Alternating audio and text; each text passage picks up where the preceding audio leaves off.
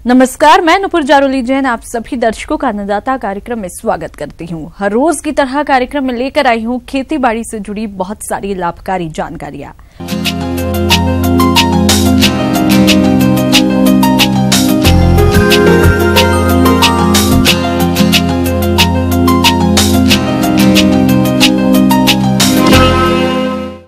अमरूद के बाग आमतौर पर प्रदेश के सभी क्षेत्रों में देखे जा सकते हैं और अक्सर अमरूद के बाग में कोई न कोई पेड़ उकठा रोग से ग्रसित पाया जाता है।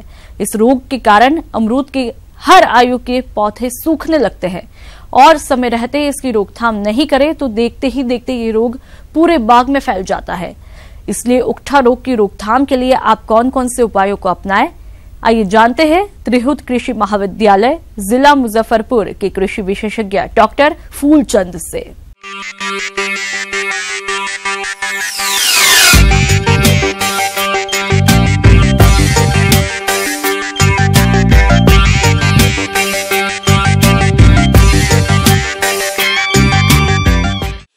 किसान भाइयों, अमरूद में जो उकठा बीमारी लगती है, चूँकि अमरूद एक एनुअल प्लांट है, एक बार लगा दीजिए, इसके बाद जो है कई सालों तक जो है 10-20 सालों तक जो है उसके फल को आप ले सकते हैं।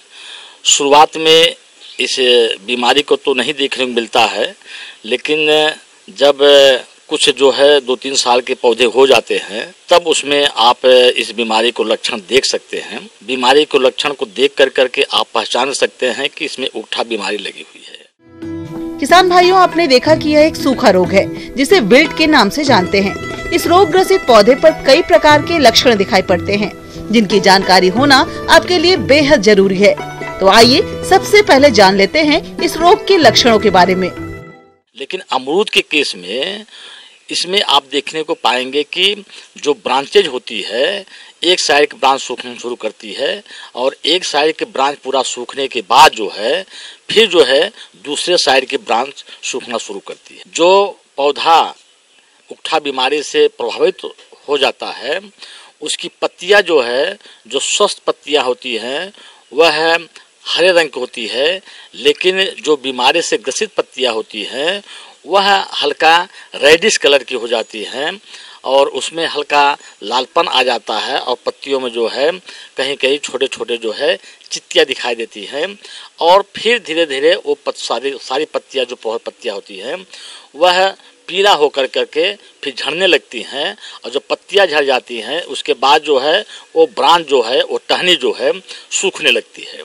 यह बीमारी जो है एक फफूंद जनित बीमारी होती है और इसके फफूंद जो होते हैं जमीन के अंदर होते हैं। फ्यूजेरियम नामक फफूंद से ये बीमारी ग्रसित होती है और आप देखेंगे कि साल 2 साल 3 साल के अंतराल में जो है बहुत सारे पौधे जो है सूख जाते हैं। इसका जो है निश्चित रूप से जो है जो वैज्ञानिक पद्धति है उसके उपचार करने के लिए जरूर अपनाए जो है। किसान भाइयों, अमरूद के बाग में यदि किसी पौधे पर आपको ऐसे लक्षण दिखाई दें तो समझ जाएं कि यह विल्ट रोग है। लेकिन यह जान लेने के बाद कि यह विल्ट रोग है, आप इसके नियंत्रण के लिए किन किन उपायों को अपनाएंगे, चलिए यह भी जान लेते हैं। और इसके उपचार के लिए, इस बीमारी की रोकथाम के लिए हम अधिक से अधिक जो है जमीन को जितना स्वस्थ बना ले, जितना निरोग बना दे, जितना रोगाणु मुक्त कर लें, उतना ही हमारा जो ग्रसित पौधा है वह और जो हमारे स्वस्थ पौधे हैं, एक ग्रसित पौधे से स्वस्थ पौधे तक पहुंचने में आपको जो है रुकावट आप कर सकते हैं। जमीन की निकाई गुड़ाई, उसके घास पात जो है उसको निकालते रहना चाहिए। अमरूद एक ऐसा फसल है जो कि उसमें पानी भी अगर लगता है तो वो भी थोड़ा सा नुकसान करता है। उचित जल निकास का प्रबंध होना चाहिए ताकि उसमें पानी न लग सके, पानी समय समय निकलते रहे। इसके बाद जो है आप जमीन का उपचार निश्चित रूप से करें। जमीन के लिए उपचार के लिए आप ट्राइकोडर्मा नामक जो है एक मतलब बायो एजेंट होता है, जैविक मतलब दवा है। ये प्रति पौधा जो है 10 से 15 ग्राम जो है पौधे के उम्र के अनुसार जो है 20-25 ग्राम तक भी दे सकते हैं और ज़मीन में अच्छी तरह से मिला करके हल्का पानी दे दें। और उसके अलावा जो है आप फफूंदनाशक दवा जैसे आपका जो है बेविस्टिन नामक फफूंदनाशक दवा, ये सिस्टमिक नेचर की दवा होती है और बहुत अच्छी दवा है। और 1 ग्राम प्रति लीटर के हिसाब सोल्यूशन बना करके प्रति पौधा जो है आप जमीन के जड़ के पास जो है उसको जो है आप कम से कम प्रति पौधा जो है 15 से 20 लीटर का सोल्यूशन बना लें। तो रिंग बना करके दवा का व्यवहार करें और इसे जो है समय समय पर आप रिपीटेशन करते रहें। कम से कम जो है 10-15-20 दिन के बाद जो है पुनः कर दें। और हमारे किसान बंधु लोग खाद का व्यवहार नहीं करते हैं, विशेष रूप से जो फलदार वृक्ष होते हैं लगा देते हैं, उससे हर साल फल तो लेते हैं लेकिन उसका प्रबंधन जो है जो होना चाहिए वो नहीं करते हैं। फल वाले जो मतलब हमारी खेती करते हैं जो वृक्ष है उसमें 6 महीने के इंटरवल पर जो है साल में 2 बार जरूर खाद का व्यवहार करें। तुकठा बीमारी के बचाव के लिए जो हम मतलब रासायनिक दवा, जैविक दवा या जो हमारा जो है नीम का तेल वगैरह है या खली वगैरह है उसका इस्तेमाल कर करके 2-3 बार जो है हम अपने पौधे को बचा सकते हैं। चलिए अब रुक करते हैं अगली कड़ी की तरफ।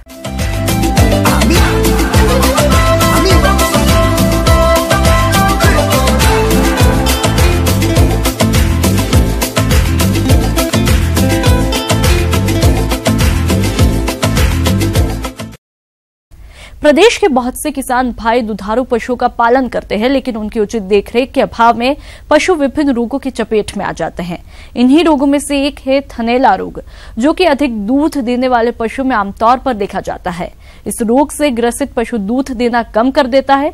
तो किसान भाइयों, दुधारू पशु में थनैला रोग के कारण, लक्षण और इसका निदान क्या है, आइए जानते हैं पशु चिकित्सक डॉक्टर विनोद अग्रवाल से।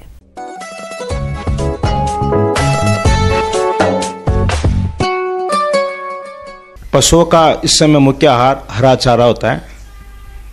इस हरे चारे से जो बीमारियां इस समय जो पशुओं में होती है, थनैला रोग इस समय काफी होता है। किसान भाइयों, थनैला रोग दुग्ध व्यवसाय के लिए सबसे बड़ा संकट है। भारतवर्ष में गायें, भैंसें एवं अन्य पशु इस रोग से पीड़ित हैं। इसके कारण दुग्ध उत्पादकों को कई हजार करोड़ रुपए का नुकसान इस बीमारी से होता है। थनैला रोग कई प्रकार के जीवाणु संक्रमण के कारण फैलता है। थनैला रोग की गंभीरता को देखते हुए पशुपालकों के लिए जरूरी हो जाता है कि आप इस रोग को पहचानें। ये हरा चारा के ज्यादा खाने से पशुओं में एसिडोसिस होती है, जिससे पीएच बिगड़ जाती है और पशुओं में बैक्टीरियल ग्रोथ भी कम होती है। डाइजेशन में भी दिक्कत आती है, जिससे कि दूध की पीएच भी बढ़ जाती है, जिससे दूध में छींचड़े वगैरह ऐसे आने लग जाते हैं। ये एक प्रकार की समर मेस्टाइटिस कहते हैं, जो गर्मी के दिनों में और बरसात के दिनों में ज़्यादा होती है। इसमें पशुओं में रूमन का जो पेट होता है, इसका बड़ा पेट जिसको बोलते हैं पशुओं में, उसका टेम्परेचर बहुत ज़्यादा बढ़ जाता है और पशु हाँफने लग जाता है, जिसकी वजह से कि जो टेम्परेचर बढ़ता है उसमें बैक्टीरिया ख़त्म हो जाते हैं और पीएच बढ़ जाती है उसकी। जब पीएच बढ़ जाती है तो ये पीएच क्या मिलके ब्लड के माध्यम से दूध की पीएच भी बढ़ जाती है, जिससे कि दूध में फ्लैक्स वगैरह और दूध गर्म होने लग जाता है। इस समय जब दूध निकालते हैं तो दूध सामान्य दूध निकालते हैं, उससे थोड़ा गर्म दूध निकलता है, जिससे पशुओं में थनैला रोग होने के जाती है। इस रोग के अंदर पशु जब ब्याता है तो उनके थन के अंदर दूध कम हो जाता है, दूध खराब हो जाता है, दूध में खून आने लग जाते हैं, गादी के अंदर सूजन आ जाती है। इस प्रकार से पशुपालक को आर्थिक हानि उठानी पड़ती है। पशु दूध से चला जाता है, पशु का थन खराब हो जाता है, टूटकर कई बार गिर जाता है। ये एक आम बीमारी है।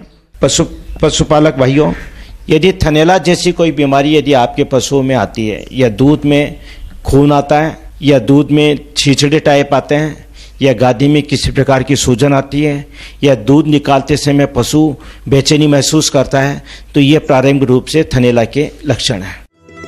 पशुपालक भाइयों, जैसा कि ये कहावत है कि उपचार से रोकथाम भला, तो आपको इस थनैला रोग से बचाने के लिए कुछ सावधानियां रखनी पड़ेंगी।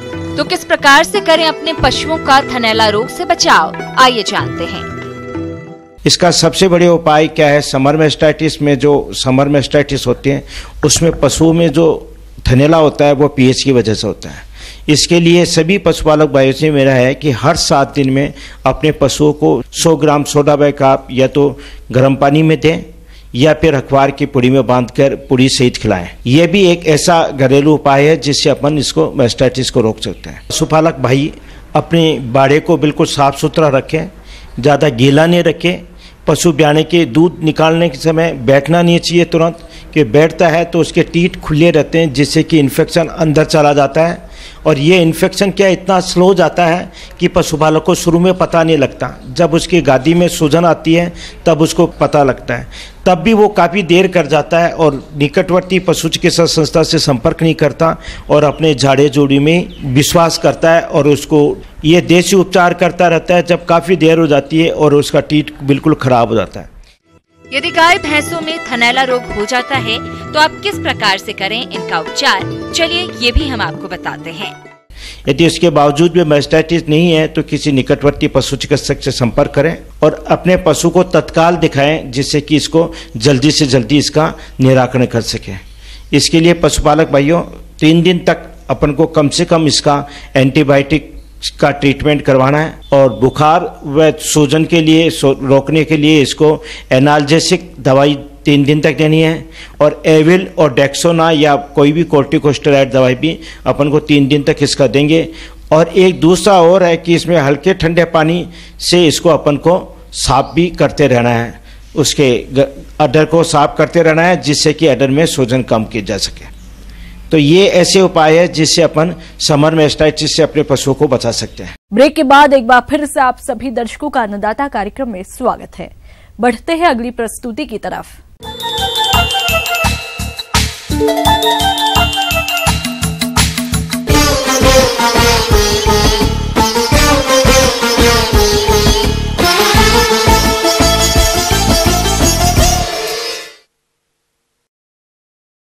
धान की रुपाई और बुआई किसान कर चुके हैं। हमारे किसान धान की फसल में अन्य कार्यों के अलावा खाद प्रबंधन पर भी विशेष ध्यान दें, क्योंकि अगर सही मात्रा में फसल को उर्वरक नहीं दिया जाएगा तो फसलों को जरूरी पोषक तत्व नहीं मिल पाएंगे, जिससे धान की फसल से कम उत्पादन मिलेगा।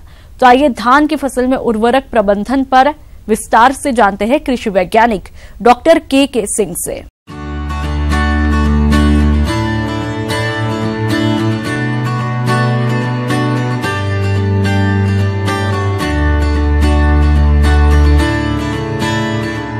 आप सभी जानते हैं कि हमारा जो पोषक तत्व है मुख्य रूप से जो फसलें लेती हैं वह 16 तरह के पोषक तत्व होते हैं, लेकिन मुख्य जो कमी देखी गई है वह 3 जो प्राथमिक पोषक तत्व हैं, जिसमें नाइट्रोजन, फास्फोरस और पोटास, इसी की विशेष तौर से कमी देखी गई है। और इसी को आप अगर सॉइल टेस्टिंग कराते हैं या कोई रिपोर्ट भी आपके पास है इस तरीके की, तो उसमें भी इसी की मुख्य रूप से कमी दर्शाई जाती है। तो इसको ध्यान में रख करके हम कैसे इसका प्रबंधन करें। सबसे पहली चीज़, अगर आप जैसे हरी खाद का प्रयोग करते हैं या फिर गोबर की खाद या कोई किसी तरीके की जो खाद हैं उसका प्रयोग अवश्य करें। उसके बाद खेत की तैयारी करनी चाहिए। इसके बाद जैसा कि रिपोर्ट में दिया गया हो सॉइल टेस्टिंग का, उसके आधार पे ही हमें न्यूट्रिएंट का जो है प्रयोग करना चाहिए। इसमें मुख्य रूप से अगर किसी कारणवश नहीं किया है तो जो हमारा एक स्लैब बना है इधर नाइट्रोजन, फास्फोरस, पोटास का, उसमें धान में लगभग 150 किलोग्राम नाइट्रोजन, 60 किलोग्राम फास्फोरस और 40 किलोग्राम पोटास की जो मात्रा है उसको डालना चाहिए। अब ये डालते कैसे हैं, जैसा कि आधी मात्रा आप सभी जानते हैं, आधी मात्रा नाइट्रोजन की और पूरी मात्रा यानी करीब 75 किलोग्राम नाइट्रोजन या 60 किलोग्राम फास्फोरस और 40 किलोग्राम पोटास जो है, इसकी मात्रा प्रति हेक्टेयर बुआई के समय हम खेत में मिलाते हैं और उसके बाद खेत की तैयारी करके हम उसकी रुपाई के लिए तैयार करते हैं। यह तो हो गई हमारी जो बुआई के समय कैसे न्यूट्रिएंट को डालें। इसके बाद जो टॉप ड्रेसिंग करते हैं, बची हुई मात्रा जो है नाइट्रोजन की 2 भाग में बांट करके, पहला तो जब टिल्डिंग स्टेज यानी किल्ले निकलते हैं उस समय डालना चाहिए, और दूसरी आधी मात्रा जो है जब बालियां निकलने वाली होती है यानी जब पौधा पुष्पावस्था में आने वाला हो तो उस समय आप जो है इसको प्रयोग करें। ये 2 अवस्थाएं होती हैं। किसान भाइयों, पिछले कुछ सालों से मिट्टी में जिंक तत्व यानी जस्ते की कमी देखी जा रही है। जो किसान मिट्टी की जांच करवा रहे हैं वो उसके हिसाब से उर्वरक प्रबंधन कर रहे हैं, लेकिन अभी भी कई क्षेत्रों में किसान मिट्टी की जांच नहीं करवा रहे हैं, जिससे उन्हें सूक्ष्म पोषक तत्वों की जानकारी नहीं हो पाती है और वे फसल में सूक्ष्म तत्वों की पूर्ति नहीं करते हैं। बाद में खड़ी फसल में सूक्ष्म तत्वों की कमी के लक्षण दिखाई देते हैं और उचित समय पर उसका प्रबंधन नहीं करने पर उत्पादन घट जाता है। धान की फसल में इस समय खीरा रोग की समस्या कई जगहों पर देखी जा रही है, जो कि जिंक तत्व की कमी से आती है। ऐसे में किसान इससे फसल को बचाने के क्या उपाय अपनाएं, आइए जानते हैं। धान की फसल है उसमें मुख्य रूप से जिंक की कमी के लक्षण दिखाई देते हैं और इसकी कमी से पौधों की बढ़वार रुक जाती है। आप देखते होंगे खैरा रोग में जैसे पौधे की पत्तियों पे भूरे भूरे धब्बे पड़ जाते हैं, तो इससे जो हमारे पौधे की बढ़वार रुक जाती है और टिलरिंग प्रभावित होती है। कुल मिलाकर के उसका बुरा प्रभाव हमारे उत्पादन पे पड़ता है, तो जिससे कि खैरा रोग कहते हैं। तो अगर कुछ किसान भाई बुआई के समय अगर यह समस्या है तो 20 किलोग्राम जिंक सल्फेट प्रति हेक्टेयर के हिसाब से प्रयोग करते हैं तो यह समस्या कम आती है। अगर फिर भी आपके फील्ड में अगर समस्या आती है तो आपको एक सलूशन बनाना पड़ेगा। लगभग जो 100 लीटर पानी में आपको 2 किलोग्राम 100 लीटर पानी में 2 किलोग्राम यूरिया और लगभग 1.25 किलोग्राम जिंक यानी 1.25% जिंक और 2% यूरिया का घोल बना करके जैसे ही पौधा 1 महीने या 30 से 35 दिन के रोपाई के बाद उस पर आप छिड़काव कर दें तो जिंक की जो कमी है वह नहीं होगी। और जिंक का मुख्य जो रोल होता है वो मेटाबॉलिज्म को यानी जो उसकी आंतरिक क्रियाएं हैं उसको बढ़ाता है, तो इसलिए जिंक की बहुत आवश्यकता होती है और उत्पादन आपको जो अपेक्षित उत्पादन आपको मिलेगा और इस तरीके से हम जो पौधे की आवश्यकता है उसको भी पूरी कर सकते हैं।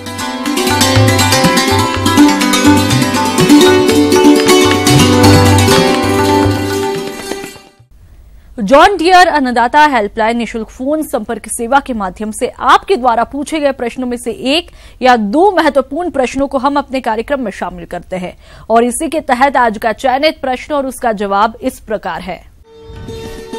निशुल्क फोन संपर्क सेवा के माध्यम से कार्यक्रम में आज जो प्रश्न हमने शामिल किया है उसे पूछा है गांव हुमटो जिला रांची से कमल सिंह महतो ने। आप ड्रिप सिंचाई पद्धति के बारे में जानकारी चाहते हैं तो कमल सिंह जी आपकी जानकारी के लिए देखिए कार्यक्रम का यह अंश।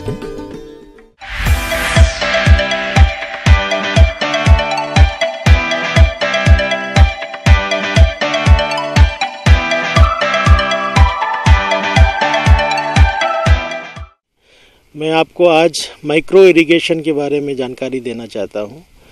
माइक्रो इरिगेशन यानी कि सूक्ष्म सिंचाई, ये सिंचाई का एक तरीका है जिसमें हम पानी की एफिशिएंसी को बढ़ाते हैं, यानी कि जितना पानी हमारे स्रोत में है उससे हम ज़्यादा जगह का पटवन इस माइक्रो इरिगेशन विधि से करते हैं। सबसे पहले आपको ये बता दें कि ड्रिप सिंचाई क्या होता है।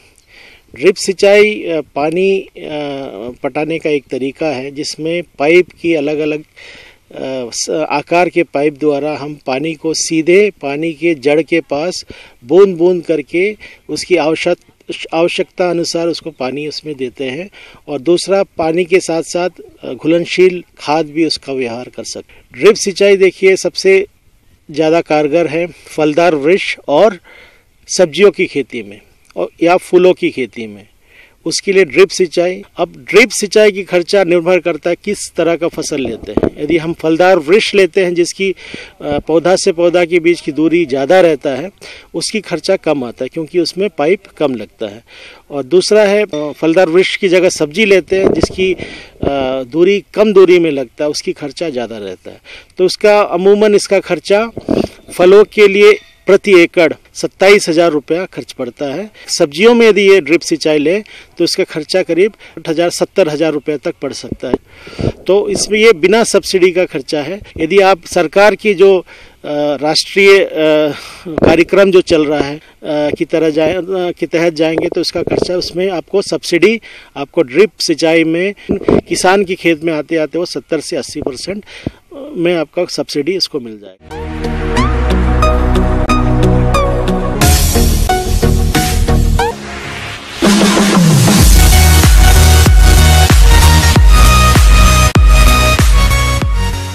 आइए अब एक नजर डालते हैं राज्य के कुछ चुनी हुई मंडियों के प्रमुख फसलों के बाजार भाव पर।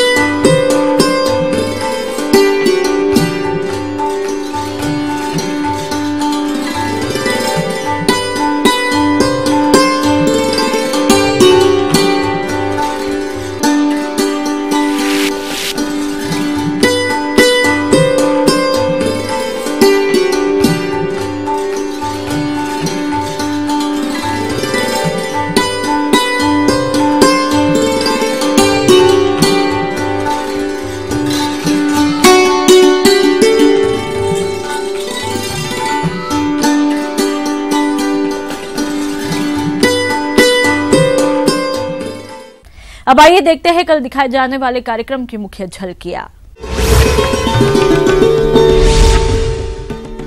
मिर्च की फसल में लगने वाले रोगों की रोकथाम पर जानकारी।